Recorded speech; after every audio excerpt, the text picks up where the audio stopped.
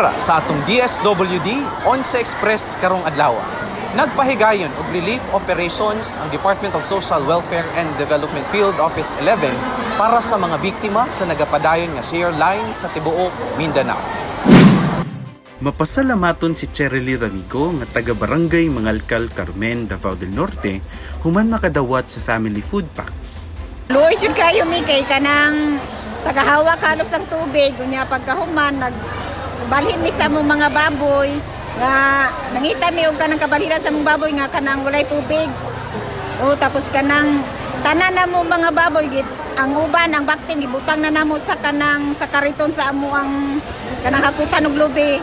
O para lang nga masipti ang baktin. Si Cheryly usa lamang sa libuan nga mga benepisyaryo sa tibuok rehiyon nga nakadawat sa relief assistance karong simanaha nga apektado sa nagapadayon nga shear line. Panahon sa mga kalamidad, abtik ang DSWD-11 sa pagresponde sa mga request for augmentation sa mga local government units. Panahon sa kalamidad, no, adun na magitay mga reports nga gikinahanglan nga i-submit sa atong regional office. So, sa reports na to, ito maka-indicate kung pila ka buok yun ang affected sa ato ang matag LGU. And after that is ang ato ang request sa ato ang matag LGU. So, i-approve na siya sa ato ang regional office.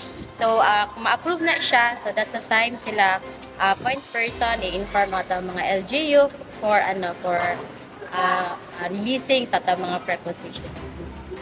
Nagpasalamat mi sa taga DSWD nga paspas ang ilang pagkanang hatag ug mga kani ayuda karon. Dako naging tabang sa amoa nga kami nga nanginahanglan. Ang sulod sa atong family food packs, no, is 6 ka kilo ng gas, 1 ka tin goods of corned beef, and 4 ka tin nga tuna flakes, 5 ka cereal strings o 5 ka sachet nga 3-in-1 o 2 ka sardines. Ako na yung kayo ng tabang no, sa kaning amuang residente na pinagyan sa mga apektado sa baha. Kaya mga yun na ilang ipangandoy nga maabot ang mga ingunana nga kuwan.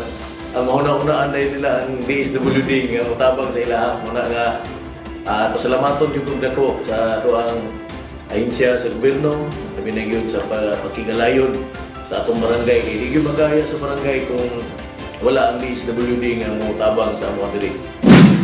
Padayon sa pagmonitor ang buhatan sa Department of Social Welfare and Development Field Office 11 pinaagi sa Disaster Response and Management Division niini sa mga apektado nga mga komunidad aron mas mapadali ang pagresponde ug pangapod-apod sa mga assistance kagikan sa maong buhatan. Mao kanang update gikan diri sa Barangay Mangalcal, Carmen, Davao del Norte. Kauban si Claudine Pelimer sa kamera. Ako si Ezri M. Codo Jr. para sa DSWD 11 Express.